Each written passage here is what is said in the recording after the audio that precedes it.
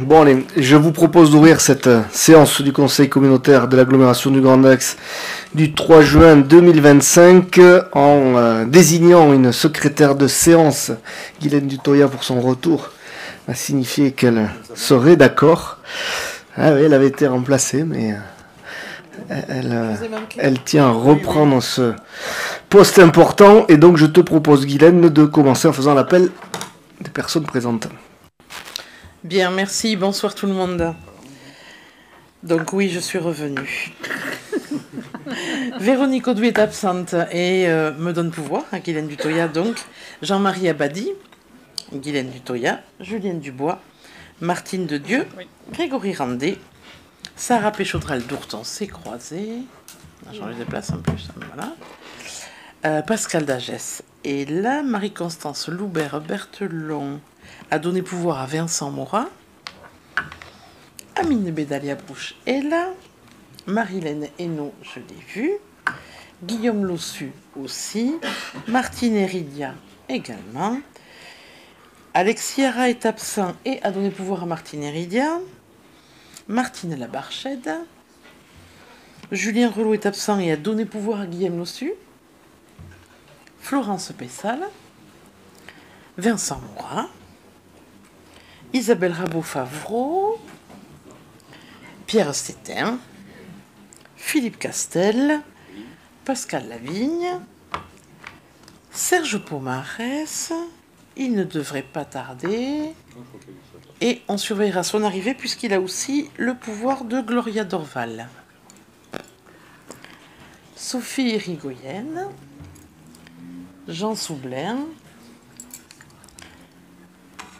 Gérard Lebail a donné pouvoir à Bérangère Saboureau. Voilà. Bérangère Saboureau est présente. Albert Rosemary aussi.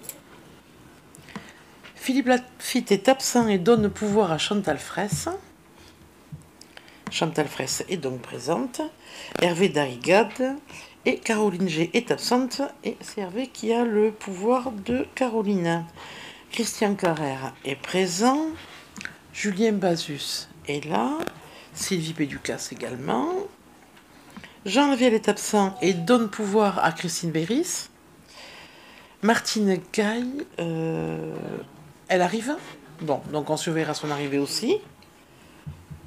Alain Godot, j'ai pas de pouvoir, il devrait arriver aussi.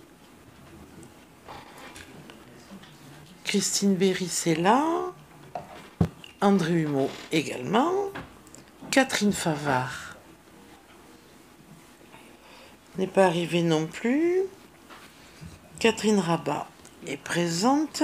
Laurent Lafourcade est absent et donne pouvoir à Catherine Rabat. Christian Berthoud, je l'ai vu. Henri Bedat est absent et donne pouvoir à Julien Bazus. Sylvie Béziat-Ricard est absente et donne pouvoir à Sylvie Péducas. Et Pascal Villaton est absent et donne pouvoir à André Humeau.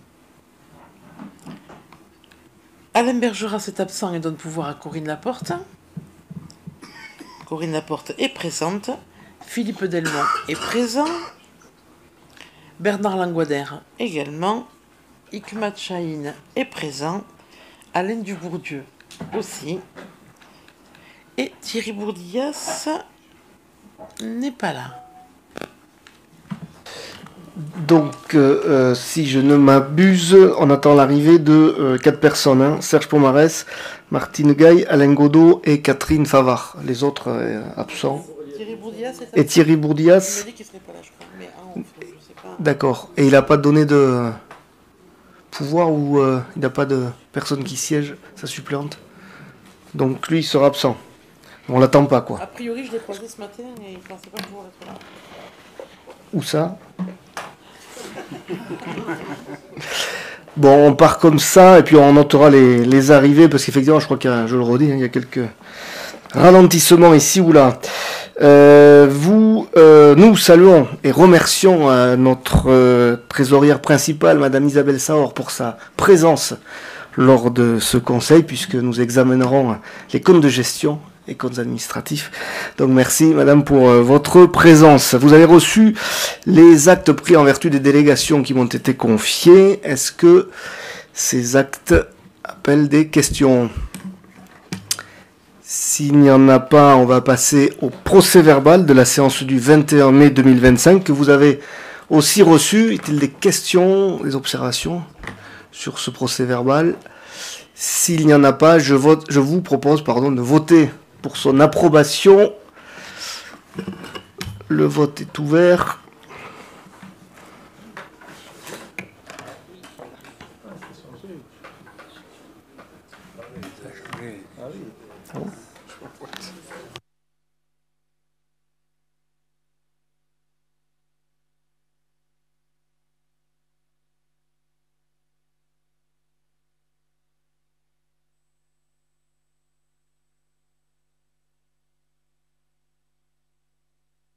Alors, on note l'arrivée d'Alain Godot.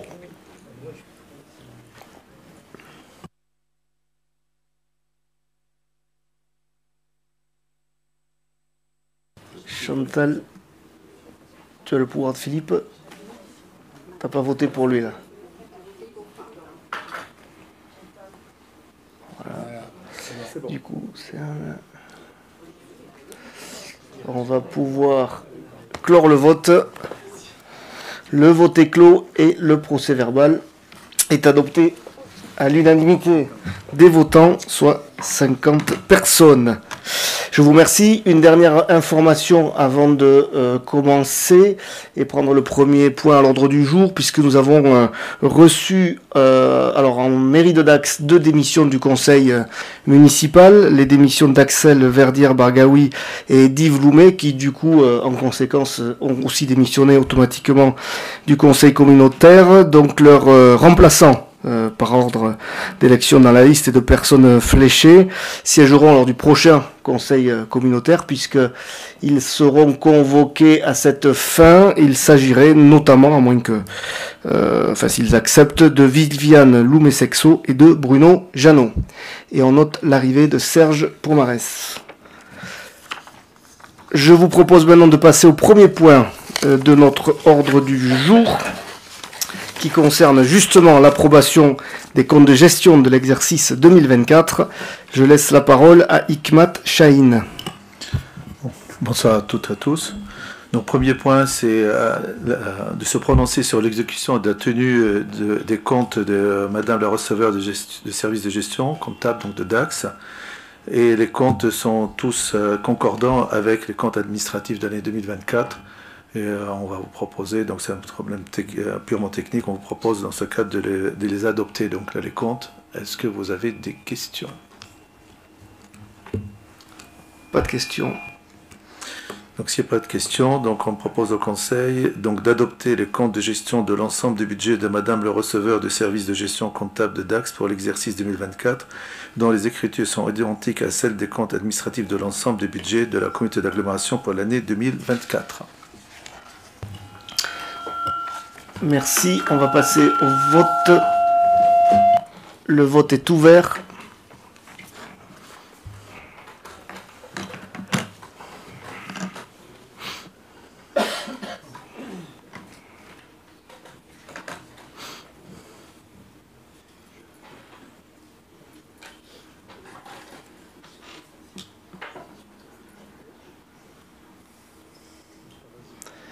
On va clore le vote. Le vote est clos et les comptes de gestion sont donc approuvés à l'unanimité des présents, soit 52 voix pour. Bravo Madame la Trésorière. On passe au point suivant, point numéro 2, c'est le vote des comptes administratifs de l'exercice 2024. Hikmat Chahine, à qui je confierai au premier vice-président Hervé Darrigade la présidence de cette séance, puisque je ne pourrai participer ni au débat ni au vote comme le veut la réglementation. Hikmat Chahine. Merci. Donc tout d'abord, on va présenter les comptes administratifs 2024. La diapositive suivante. Donc vous avez donc les résultats comptables du budget principal. On se retrouve avec des recettes de fonctionnement à hauteur donc, de 47 859 918 euros, les dépenses de fonctionnement à 44 844 990 euros, et les résultats de fonctionnement sont en effet un résultat positif de 3 14 927 euros. Résultats antérieurs qui sont reportés de 2 253 689 et résultat de clôture 2024, ce qui nous fait 5 268 617. Recettes d'investissement 17 504 000 euros, 90. Dépenses d'investissement 17 623 355 euros. Résultat d'investissement moins 119 264 000 euros. Résultat antérieur reporté moins 6 423 841 euros. Solde des résultats réalisés 6 697 086 euros. Excédent de financement 2024 155 980 euros. Ce qui nous fait un résultat global après affectation à 5 484 598 euros. Si on continue dans la présentation, comment se composent ces comptes? Donc pour les dépenses de fonctionnement, on a plus 1,7 million d'euros, soit plus 4,4% hors facturation de personnel de services publics de l'eau. Comme vous savez, les personnels de services maintenant ils sont passés donc au niveau donc de budget services de l'eau. On a plus 822 000 euros de participation versée, plus 6,5%, 433 000 euros de contribution au Sitcom, 128 000 euros pour le budget des eaux pluviales, 48 000 euros pour l'équilibre de budget annexe pépinière hôtel d'entreprise, 43 000 euros pour l'enseignement supérieur, 39 000 euros pour Aqua et. Comme vous pouvez le constater, l'évolution de la contribution au Sudcom, on passe en 2019, on était à 4,8 millions, en 2024, on est à 6,8 millions. On a plus 594 000 euros de dépenses de personnel, plus 5,1% en raison de l'augmentation de plus 1,5% en juillet 2023. En année pleine, ça fait plus 190 000 euros. De l'augmentation de 5 points d'indice pour tous les agents au 1er janvier 2024, plus 130 000 euros. La revalorisation des catégories C et B en année pleine, plus 40 000 euros. Les assurances, plus 23 000 euros. Les augmentations de GVT, plus 40 000 euros. Et le mouvement de personnel, plus 130 000 euros. Remplacement, renfort. Toujours dans les dépenses de fonctionnement, on a plus 494 000 euros de dépenses courantes, plus 12,6%.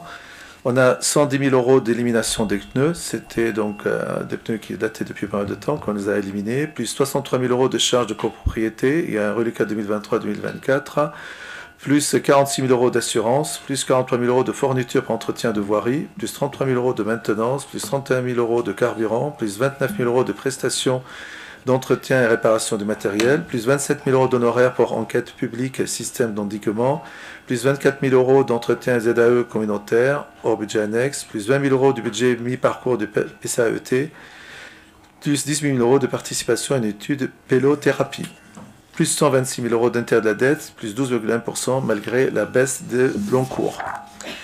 Si on va regarder au niveau de recettes de fonctionnement, on a plus 3,4%. Donc, hors facturation de personnel, soit 1,6 million d'euros supplémentaires, ce qui se compose plus 1 540 000 euros de fiscalité directe, plus 4,2%, dont 1 386 000 euros de taxes d'ordures ménagères, plus 238 000 euros de fiscalité directe sans hausse des taux, plus 140 000 euros de TASCOM. On a plus 193 000 euros de dotation et participation, dont 119 000 euros de DGF, plus 40 000 euros de subventions sur le programme Amitaire du Sablard, plus 27 000 euros d'aide pour les espaces France Service, plus 111 000 euros d'atténuation donc de charges, remboursement sur rémunération, variation de stock, et plus 53 000 euros de fonds départemental de péréquation. Plus 120 000 euros de recettes des services, dont 97 000 euros de redevance spéciale déchets, et plus 20 000 euros de prestations de services dans le cadre de services propreté. Plus 70 000 euros pour les autres produits, hors session, immobilisation. Ce qui nous fait, avec une capacité d'autofinancement de 7,6 millions d'euros en 2024, plus 0,4 millions d'euros. L'autofinancement dégagé en 2024 progresse de 0,4%, à 0,4 millions, à 7,6 millions contre 7,2 millions en 2023. Ce montant d'autofinancement permet de couvrir le remboursement en capital de dette 3 millions d'euros, de dégager une épargne nette positive de 4,7 millions d'euros, contre 4,4 millions en 2023, permettant d'autofinancer une partie des dépenses d'investissement. de réduire la capacité d'endettement à 5,5 ans contre 5,9 ans en 2023. On voit donc là l'évolution donc dans le tableau avec l'évolution donc de l'épargne et également donc de l'épargne brute, l'épargne nette. Si on regarde au niveau investissement pour le Grand DAX, on a dépensé 11,3 millions d'euros, soit plus 5,9% par rapport à 2024, plus 0,6 millions d'euros, qui sont répartis comme suit: voirie 4,3 millions d'euros, GEMAPI 3,2 millions d'euros, déchets 2 millions d'euros, piste cyclable 0,3 millions d'euros, logement 0,2 millions d'euros, piscine 0,2 millions d'euros, fonds de concours aux communes rurales 180 000 euros, très haut débit 150 000 euros, aide aux entreprises 100 000 euros, fonds de concours rénovation énergétique 82 000 euros, gens de voyage 75 000 euros, salle de spectacle multifonction 70 000 euros. Si on regarde les recettes d'investissement qui s'élèvent à 17,5 millions d'euros, ces recettes sont constituées en 2024 de 8,9 millions d'euros de ressources propres réparties comme suit: FCTVA 1,6 million d'euros, excédent de fonctionnement affecté 2,7 millions d'euros, amortissement 4,6 millions d'euros. Nous avons mobilisé 2,3 millions d'euros d'emprunts, plus 2,7 millions d'euros de restes à réaliser, parce qu'il y a un décalage dans les paiements qu'on va lever assez rapidement, portant l'encours de la dette du budget principal à 41,9 millions, contre 42,6 millions en 2023. On a également reçu 2,3 millions d'euros de subventions dans le cadre de la GEMAPI, voies vertes, voirie et déchets, et 0,8 millions d'avances remboursables de l'agence de l'eau dans le cadre de GEMAPI. Si on regarde maintenant dans le budget annexe transport, on a 6,4 millions de dépenses de fonctionnement, plus 0,4 millions d'euros en raison de l'évolution de coûts de carburant et de réseau dans le cadre de nouvelles dessertes.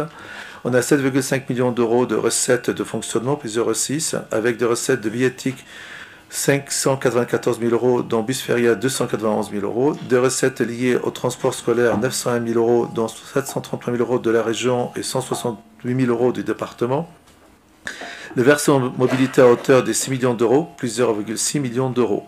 68 000 euros donc de dépenses d'investissement, quai de bus et signalétique, pas de subvention d'équilibre du budget principal.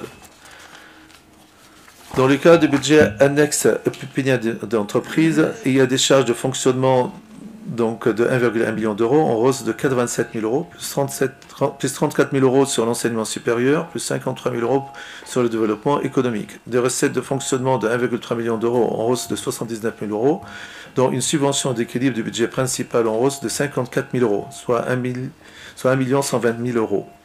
En ce qui concerne le budget annexe hôtel entreprise, une subvention d'équilibre du budget principal de 7 000 euros, qui est de moins 6 000 euros par rapport à l'année dernière.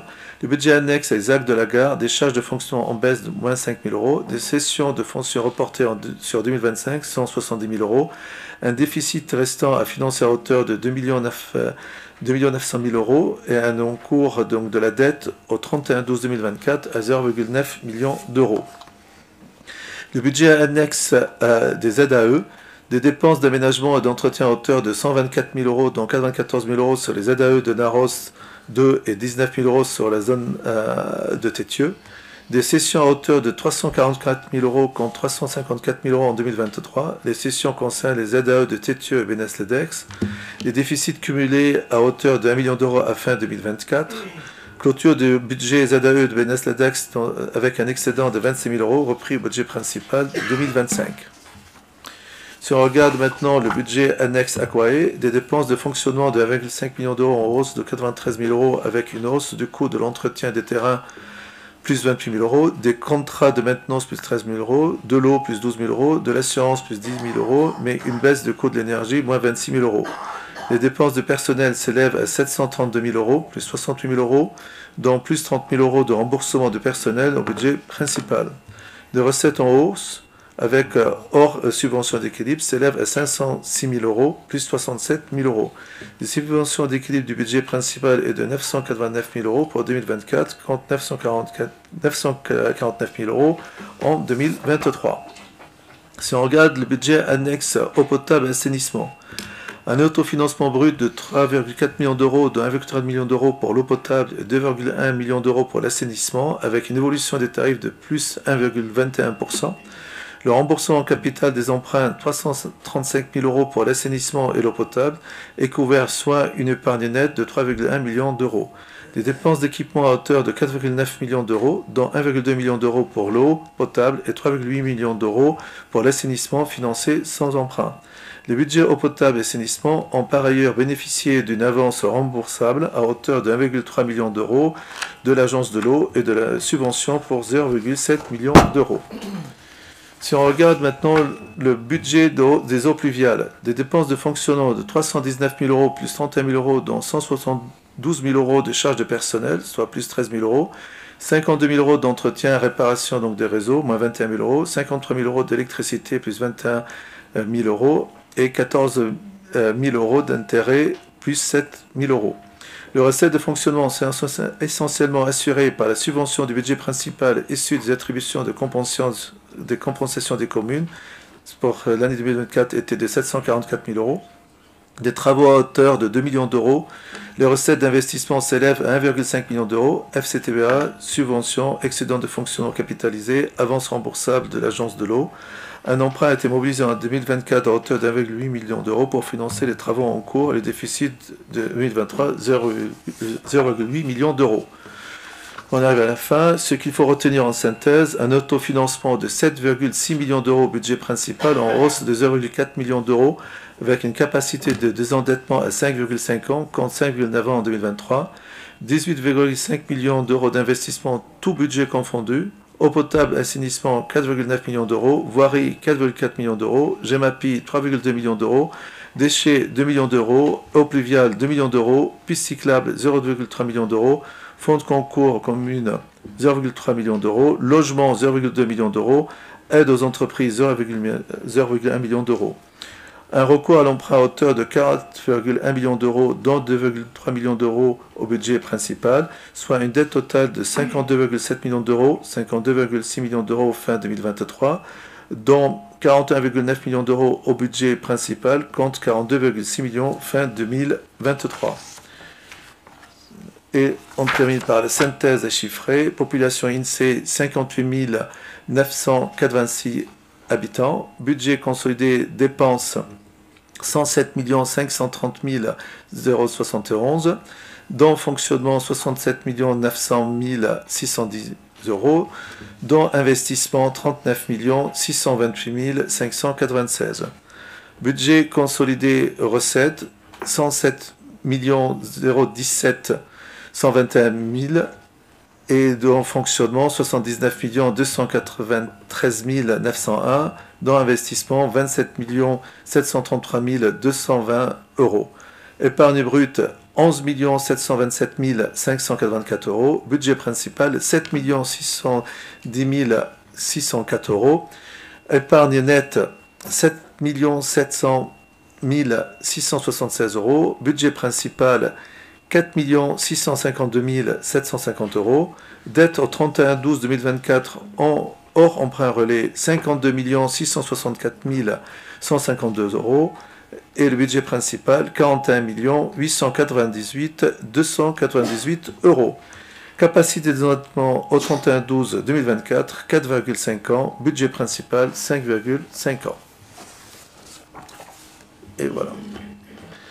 Est-ce que vous avez des questions?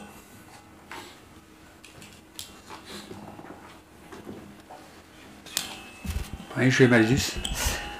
Merci. Tout d'abord pour dire que je crois que nous regrettons tous le dysfonctionnement qui a eu lieu et qui prive nombre d'élus de ce débat important budgétaire, donc je vais faire extrêmement court. Tout d'abord, avec les collègues Saint-Paulois, on a envie de dire qu'on pousse un ouf de soulagement quand même en fin de mandature. Où au début on avait vu que l'agglo était en danger d'un point de vue du budget. Finalement il n'y a pas eu de grande bifurcation budgétaire et tout va bien. C'est sûrement que c'était pas si mal que ça quand même auparavant.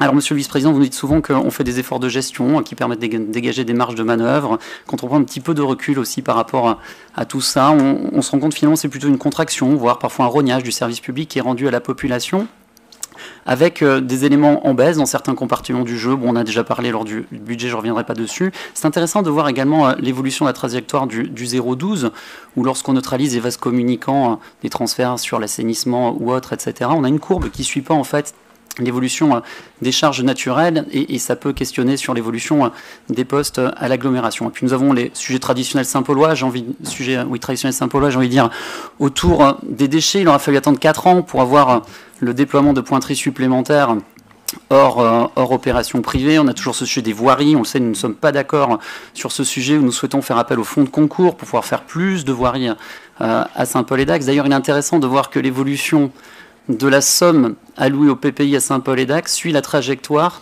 de la diminution de l'attribution de compensation à la ville de Saint-Paul-et-Dax.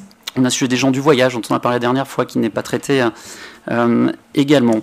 Tout cela pour dégager en fait de l'autofinancement et des marges de manœuvre pour payer in fine la salle de spectacle au montant quand même exorbitant et totalement éloigné des ambitions initiales qu'on appelait pourtant de nos voeux, tant sur un autre type de salle que sur une méthode. Bon, voilà. Donc nous voterons contre ces comptes-là. Je ne serai pas plus long. Les abstentions? Merci. Je vais répondre à votre intervention.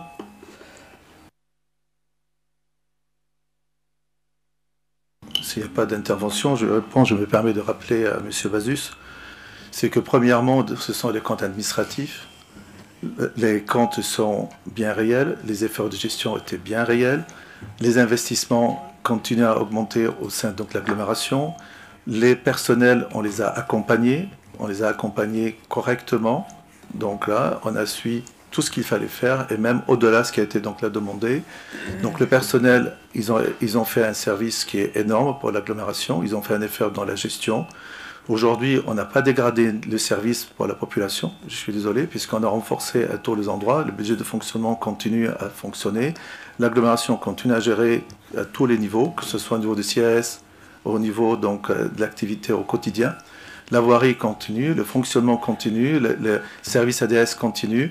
Donc tout ce qu'il faut faire au service au quotidien donc des grandes aquas, ils étaient assurés. Je suis désolé d'insister. Et sur le fait donc des déchets, pareil, on a essayé donc de mener selon notre compétence, c'est-à-dire le ramassage, ce qu'il fallait faire. On a quand même investi pas mal pour rénover l'infrastructure donc de certains conteneurs. Et chacun a son cycle, il est arrivé pour le faire. On a même amélioré le budget d'investissement de la voirie. On a pris et subi donc, tout ce qui est GEMAPI pour protéger donc, là, tout ce qui est en charge avec les GEMAPI et la protection contre l'inondation. En ce qui concerne la piste verte, on a commencé à le faire pour le reste. Donc je ne vois pas où est-ce qu'on a dégradé le service par rapport à la population. En ce qui concerne qu'on est en train d'améliorer, donc j'ai bien compris que les comptes pour justifier la salle de spectacle multifonction, c'est pas le but là aujourd'hui. Aujourd'hui, on est en train de faire avec des budgets qui sont bien réels, avec des programmes qui ont été votés donc depuis le début. On montre l'état d'avancement. Donc pour moi aujourd'hui, je comprends, vous allez voter contre, pourquoi pas, hein, votre choix, c'est démocratique. Mais je pense là aujourd'hui, c'est la première fois qu'on voit que l'agglomération a un budget qui est bien maîtrisé. Un désendettement, je suis désolé, je regarde le désendettement, Julien, qui permet donc de stabiliser la dette. Je rappelle que jusqu'à présent, la dette doublait tous les 6 ans. Là, on arrive au bout de 5 ans, on a une dette qui est stable, malgré des dépenses qui n'étaient pas prévues. Donc là, pour essayer donc, de le clarifier, et tout ce qui a été mis ça en place, comme on l'a rappelé, quoi. Comme je rappelle, avec le Cyclicom qui prend 2 millions d'euros, certes, on a augmenté la taxe pour équilibrer. Il y a également des choses qui ne sont pas terminées parce qu'on a également donc, de biodéchets. Le budget n'est pas totalement donc, équilibré. On essaie d'augmenter au fur et à mesure pour l'équilibrer. Comme tu le sais, c'est une fiscalité qui est à part. Et donc du coup, je suis désolé. Donc, je comprends tes remarques, mais ça, c'est ton point de vue. Moi, en tout cas, je suis très satisfait du budget administratif, de compte administratif qu'on présente aujourd'hui au Grand Accord. D'autres questions ? Il y a d'autres questions, d'autres interventions? Oui, Catherine, Rabat. Oui, bonsoir à tous. Non, simplement pour répondre un petit peu sur l'intervention de Julien Vazus. Je suis un peu désolée d'entendre ça parce que je m'aperçois quand même que sur l'agglomération, il y a des investissements qui sont faits, des efforts de gestion et on continue effectivement le désendettement. Et là, sur notre commune, au dernier conseil, nous avons aussi voté les comptes administratifs. Et en 2024, les investissements sont pour l'instant pas à la hauteur de ce qui avait été annoncé. On est aux environs de 2 millions contre 10 annoncés. À l'agglo, on essaye quand même, je vois, d'avancer. Donc je trouve dommage de faire ce genre de remarques quand nous-mêmes, on n'est pas capable d'être à la hauteur.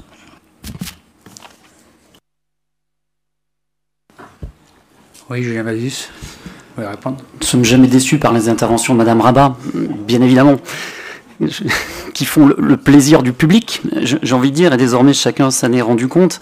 J'invite quand même Madame Rabat à regarder plus dans le détail les documents aussi de l'agglomération par rapport à l'exécution sur le fonctionnement.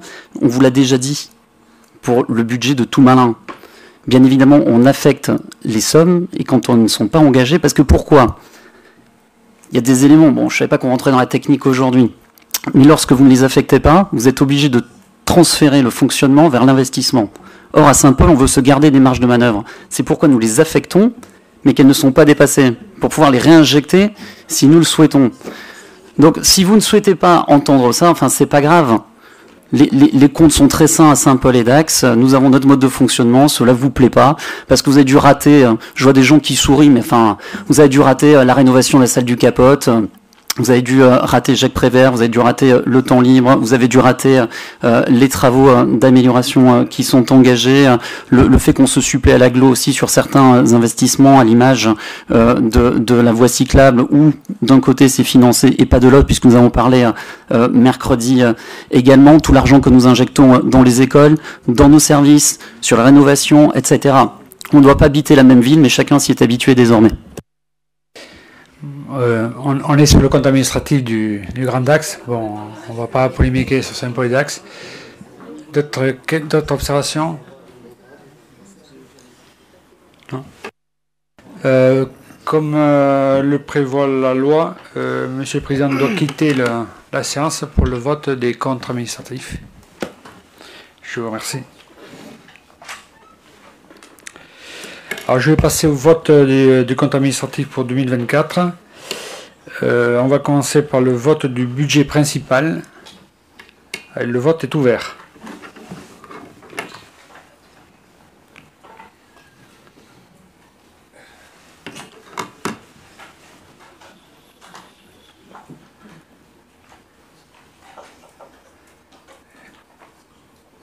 Je vais clôturer le vote.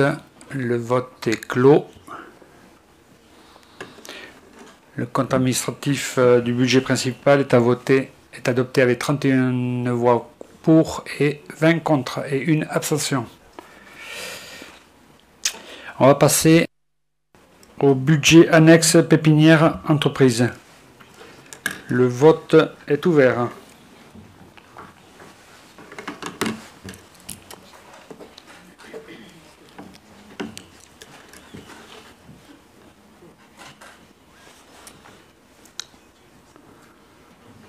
Le vote est clos.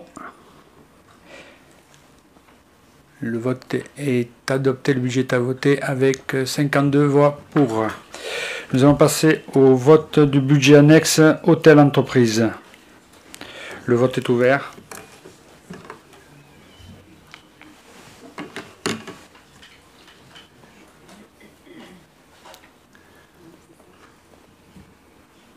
Alain.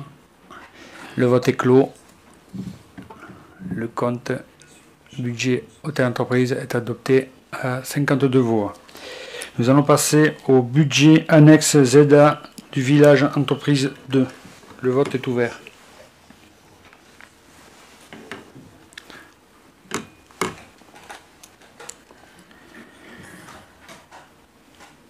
Le vote est clos. Adopté avec 52 voix pour. Nous allons voter le budget annexe ZAE de Naros 2. Le vote est ouvert.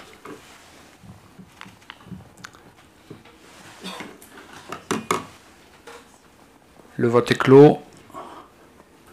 Le budget annexe ZAE de Naros 2 est adopté à 52 voix pour.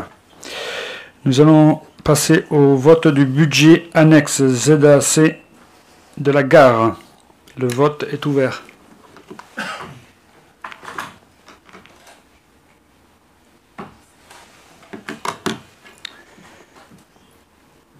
Julien. Le vote est clos. C'est-à-dire de la gare est adopté à 52 voix pour. Nous allons passer au budget annexe ZAE de Bénesse-les-Dax. Le vote est ouvert.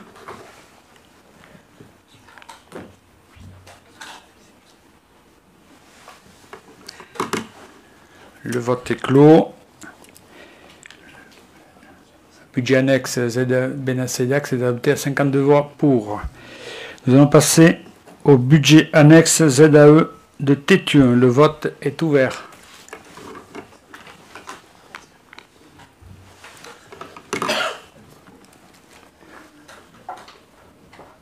Le vote est clos. Budget annexe ZAE de Téthieu adopté à 52 voix pour. Nous allons passer au vote de budget annexe ZAE Les Cavaliers. Le vote est ouvert.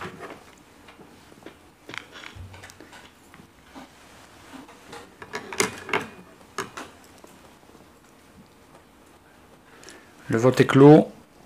ZAE des Cavaliers adopté à 52 voix pour. Nous allons passer au budget annexe transport des personnes. Le vote est ouvert.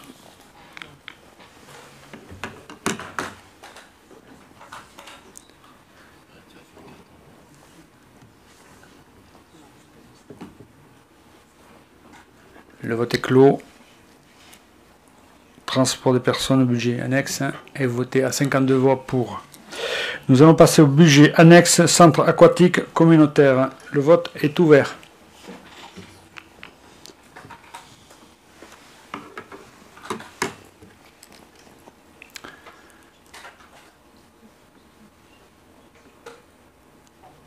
Le vote est clos. Alors, budget annexe centre aquatique communautaire adopté à 51 voix pour et une abstention. Nous allons passer au budget annexe eau potable. Le vote est ouvert.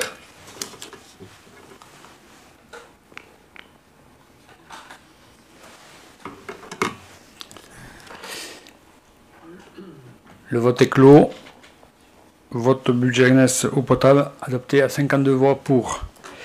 Nous allons passer au budget annexe assainissement. Le vote est ouvert.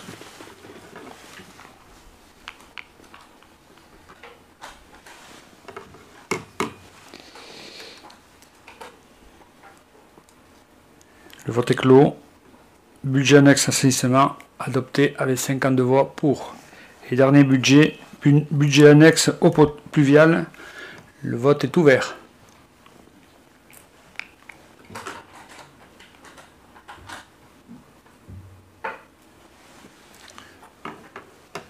Le vote est clos.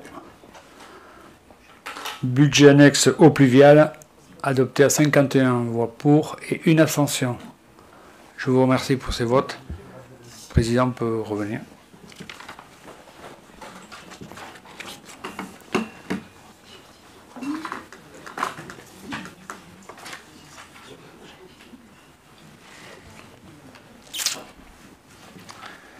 Monsieur le Président, le compte administratif est voté. Très bien, merci beaucoup. On passe au troisième point qui concerne du coup l'affectation définitive des résultats 2024 Hikmat Chahine. Donc suite à l'approbation des comptes de gestion 2024 et des comptes administratifs 2024 de l'ensemble des budgets de Grand Dax, les résultats sont repris et affectés définitivement conformément au tableau si annexé. Je ne sais pas si on peut présenter le tableau. On a le tableau ou pas? Donc s'il n'y a pas le tableau, donc comme vous pouvez le constater tout à l'heure, on a le tableau. Hop. On va agrandir un petit peu. Comme vous pouvez constater que le budget principal, il y a un cumul de résultats affectés, c'est de 5 268 000 euros. Ce qui est donc un bon chiffre, même pour ceux qui ont voté contre. Donc, et avec un budget d'investissement qui est à l'équilibre, plus 155 000 euros. Ce qu'on fait, on peut reporter pour l'année suivante 5 260 000 euros. Ça, c'est donc un point donc, qui permet de montrer sur la qualité, donc, et c'est une bonne nouvelle d'avoir 5 260 000 euros pour les affecter. Après, on a ce pépinière d'entreprise, on a juste un résultat qu'il faut reporter moins 17 000 euros, parce qu'il y avait 17 euros, pardon. C'est-à-dire, les autres ZAE ne sont pas concernés. Il y a le transport public, on va à report section fonctionnement de 509 000 euros, parce que l'excédent, donc on avait 509 000 euros. Centre aquatique communautaire, on va à report section donc, de fonctionnement à 2 130 000 euros, et on va recette d'investissement, on va transférer 127 000 euros pour équilibrer le budget d'investissement. Au niveau de eau potable, on va affecter report de section fonctionnement pour 479 649 euros, et on va recette d'investissement affecter 589 725 euros. Assainissement, on va affecter 518 952 et reporter 2 554 331. Au pluvial, on va reporter 394 948 euros. Est-ce que vous avez des questions?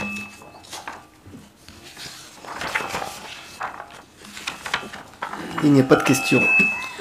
S'il n'y a pas de questions, donc il est proposé au Conseil, il est proposé au Conseil de constater les résultats de l'exercice 2024 de l'ensemble du budget. Non,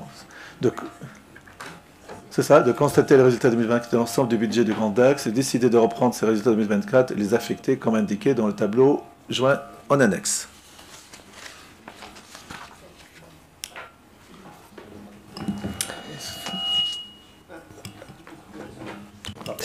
Bien, on va passer au vote. Le vote est ouvert.